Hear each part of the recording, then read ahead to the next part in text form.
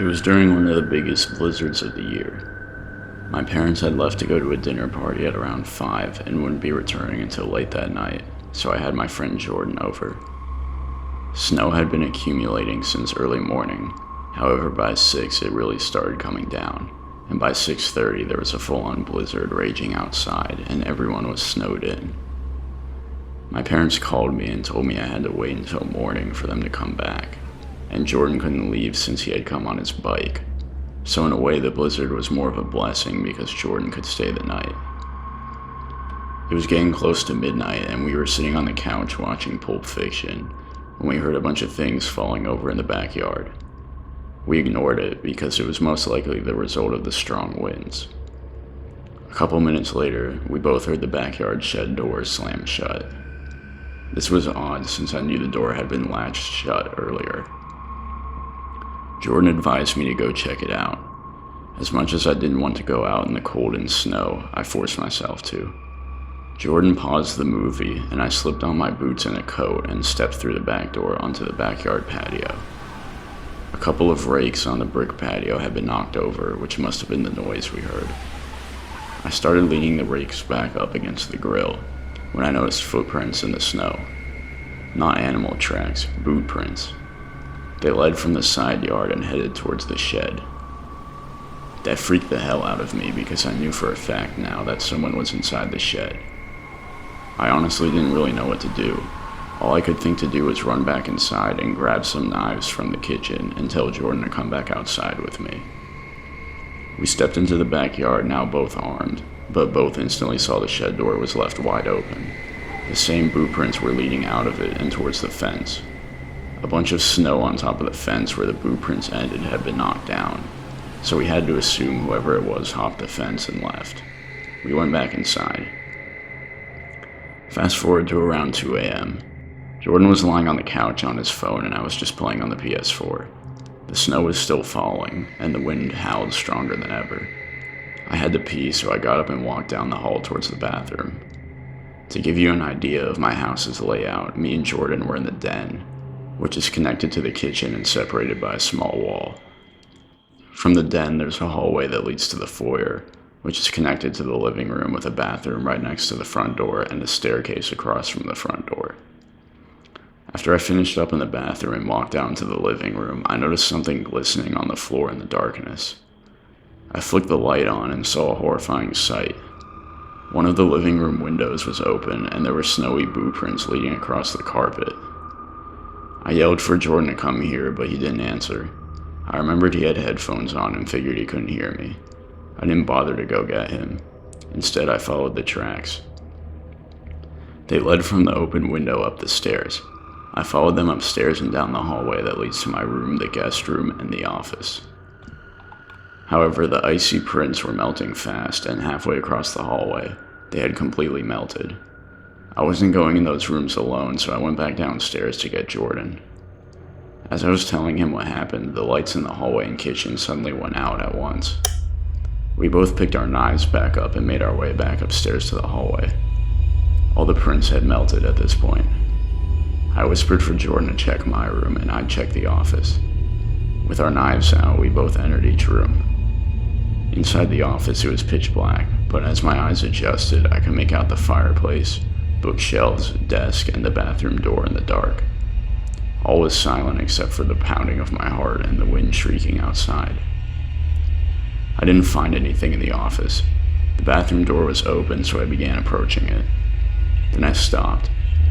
I had the gut instinct to peek through the crack on the door before I went in. I didn't actually expect to see someone looking back at me, but that's what I saw. I screamed and shrieked as the eye moved away from the crack and I heard the person moving out from behind the door. I ran out of the room and yelled for Jordan, who came running out of my room. We nearly trampled each other running down the stairs and out the front door. We went straight to the neighbor's house and pounded on the door. When she let us in, we called the police on her phone, but the operator told us some bullshit, like they couldn't send any officers out until the snow was plowed, and they couldn't call for a plower themselves because the plowers were run by a privately owned company. They just instructed us to stay with the neighbor and make sure all the doors were locked. Jordan and I slept in the neighbor's house. By morning, all the roads were plowed and the police had arrived outside of my house. Of course, at that point, the intruder was gone, leaving the same way he came through, out the unlocked window. Jordan and I gave our stories, but since I never saw the man's face, there really wasn't much they could do, other than tell us to lock our doors and windows and consider installing cameras.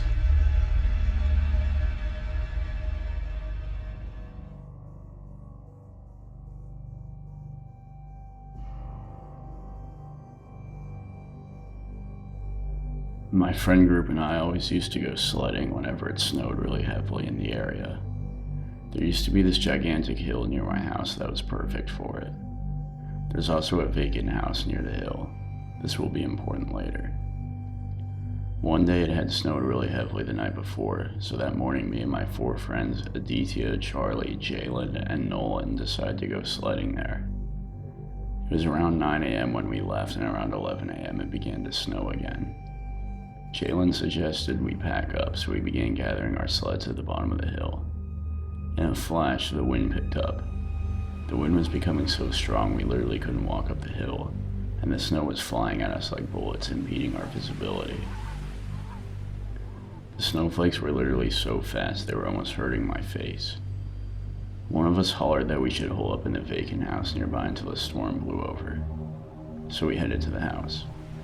It was a 1-story log cabin type house with a spacious wraparound porch. We dumped our sleds underneath the awning and Aditya tried the door. It was locked, but we all noticed the window next to it was cracked and had been battered almost to the point of breaking. Before anyone could object, Nolan had hurled a large rock right through the window. We all laughed and began climbing in one by one. Inside it was dark and empty and smelled musty. We all turned on our phone flashlights and sat against the wall, just waiting for the snowstorm to blow over. It was honestly pretty spooky sitting in the dark-ass moldy house while the storm intensified outside. Jalen and Nolan wanted to explore the rest of the house. I'd gotten more used to being in there at that point, so I wanted to go with them. Aditya and Charlie stayed by the wall as we started walking from room to room. Eventually we found a basement and decided to check it out. We walked down these old creaky stairs onto the cold basement floor.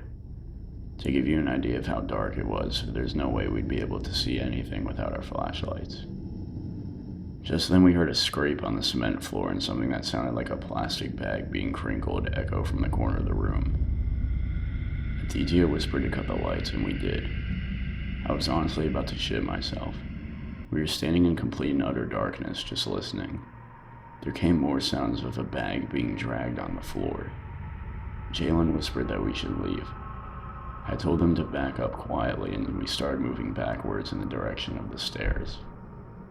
I guess we just planned to walk backwards into the darkness until we could feel the stairs, or hit one of the walls and somehow navigate from there to the stairs.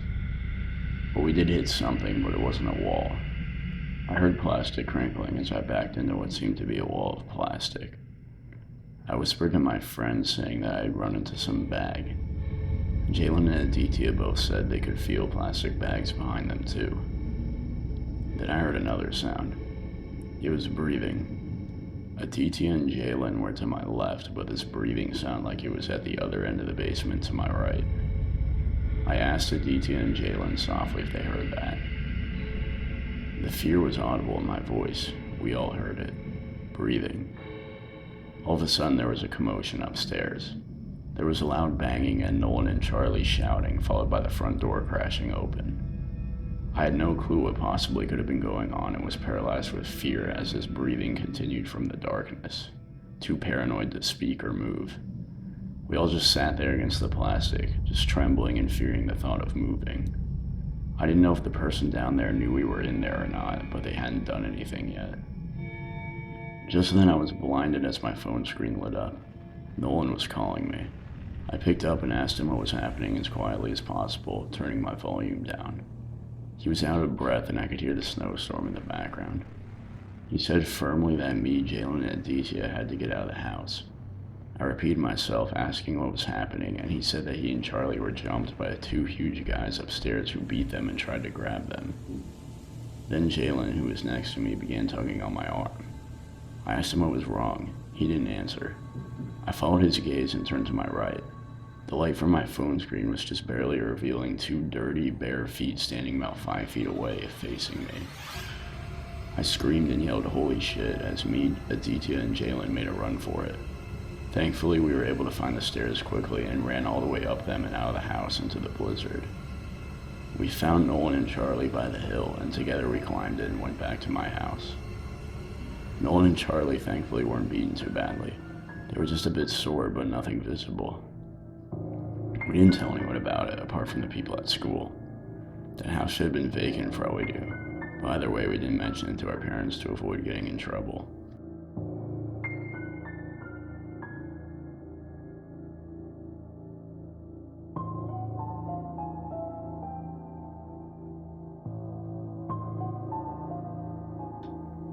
Last December, I took a skiing trip up to Tahoe with my girlfriend. After our first day of hitting the slopes, we returned to our private cabin at around 10. One of the living room walls was made up of glass, so we could see out into the snow and the surrounding forest. At some point, it started snowing, as had been forecasted. We seized the chance to get comfortable on the couch and watch some Christmas movies. At some point while doing this, over the howling wind, I heard a soft rap at the glass. I turned to face the window but couldn't see much through the falling snow and darkness. I did, however, spot prints in the snow walking up to and away from the window. I was honestly too lazy to investigate it, so I ignored it. The next day we did some more skiing and returned to the cabin late at night once more. There was a decent blizzard starting up outside, and once more I heard knocking on the glass wall as me and my girlfriend were unwinding in the living room. My girlfriend looked up from her laptop and asked me what it was. My girlfriend is really paranoid about stuff like this, so once she asked me, I knew I had no other choice but to investigate. I threw on my coat and stepped out the back door. Instantly, the freezing cold breeze and snow blasted me in the face, but I still persisted. I walked around the cabin to the living room window and started tailing the footprints with my flashlight. They were heading out into the woods. I decided I'd follow them for a few minutes to please my girlfriend and head back inside, because I was practically freezing to death and the snow was blinding me. Just then I noticed some movement in the trees from the corner of my eye. I turned but saw nothing. I shrugged it off quickly and continued on. The prints were quickly filling up with fresh snow, so I turned around to start walking back. That's when I had an oh shit realization moment. I'd been relying on finding my way back by following the footprints, but now they were gone and the forest was so thick I couldn't see the cabin lights anymore. I started beating myself up for being so stupid. I would have tried to call my girlfriend, but I had left my phone in the cabin. Then I remembered I had a compass in the pocket of this coat. It said I was just about facing south, and since the footprint trail had been straight for the most part, the cabin had to have been north somewhere. So I started heading that direction. However, after ages of walking north, I was still surrounded by endless trees and falling snow. I figured I must have oriented the compass wrong somehow. At this point, it sank in that my chances of finding the cabin were slim. It seemed my best option was to hopefully come across another cabin, or some form of shelter and hole up there for the night. I knew there were other private cabins in the vicinity. My girlfriend would without a doubt be worried sick, and it was highly likely she'd report me missing, but honestly I didn't care at that point. Once again I found myself thinking I was seeing something looming in the trees up ahead. I knew my eyes must have been playing tricks on me, but as I squinted and continued walking forward, the figure was still there. It looked to be some kind of deer sitting in the tree.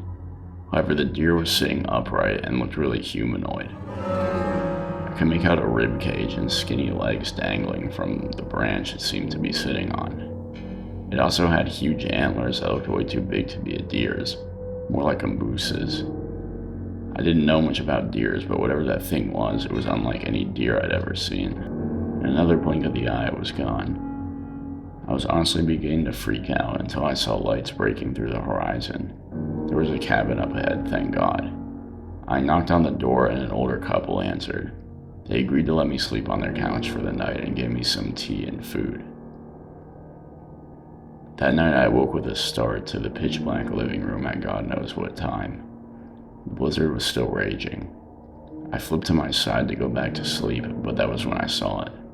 Someone was standing by the window. It was the silhouette of a giant, freakishly tall figure that had a deer-shaped head and massive antlers.